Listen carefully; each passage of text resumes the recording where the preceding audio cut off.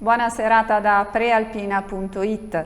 Il Consiglio di amministrazione di Autostrada Pedemontana Lombarda ha aggiudicato sia la gara di finanziamento per un ammontare di 1.741 miliardi di euro, sia la gara di affidamento per il completamento dell'opera.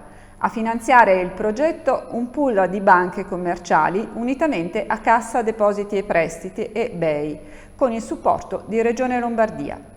Rispettata dunque la scadenza del 31 agosto che consente di usufruire della defiscalizzazione.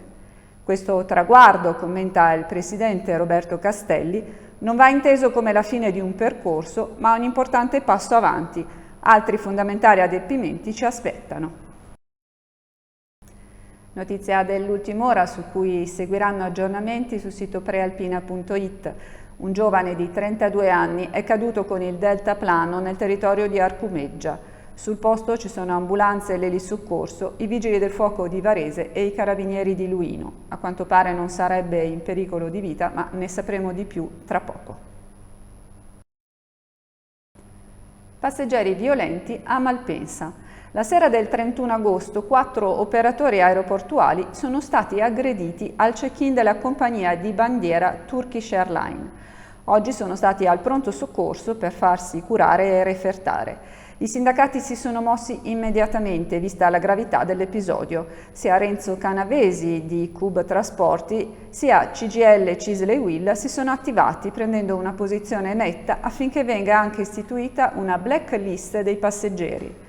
Della situazione è informata la Prefettura di Milano insieme a quella di Varese. Tutto sarebbe partito dal rifiuto di un sovrapprezzo per un esubero di bagaglio a mano.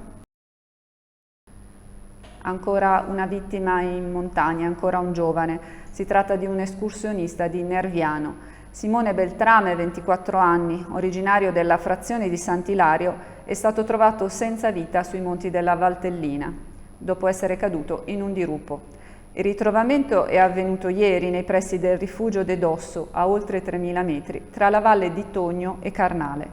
Inizialmente le ricerche non avevano dato frutto, ma poi la tragica scoperta. Sembra che il giovane si fosse avventurato in una camminata solitaria su quelle montagne e sarebbero stati i familiari da casa a dare l'allarme non avendo notizie.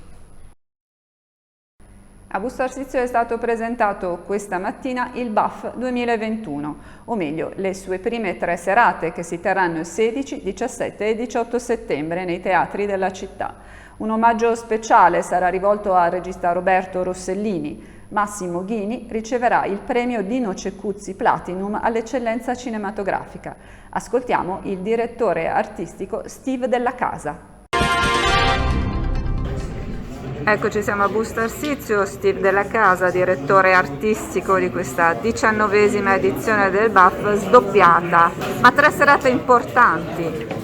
Abbiamo sì un film in anteprima che ha un suo cote varesino piuttosto importante, perché è la regista di un episodio di Selfie Mania, Elisabetta Pellini, che è un'attrice di Varese che ha fatto grande strada, adesso esordisce anche nella regia in una commedia che ci racconta molte cose sulla vita contemporanea. Poi abbiamo Nada Malanima, Nada la cantante di Ma che freddo fa, che ci racconterà i suoi gusti di cinema. Lei è una che di cinema ne mastica molto, e il cinema ha masticato molto Nada Malanima, perché una sua canzone per esempio è anche nella colonna sonora di un film di Paolo Sorrentino, di Young Pope. E poi abbiamo un incontro Massimo Ghini, che avevamo già annunciato. Massimo Ghini insieme con il nipote di Rossellini ci parleranno di quanto Rossellini sia stato un personaggio importante, forte e controverso nella storia del cinema italiano.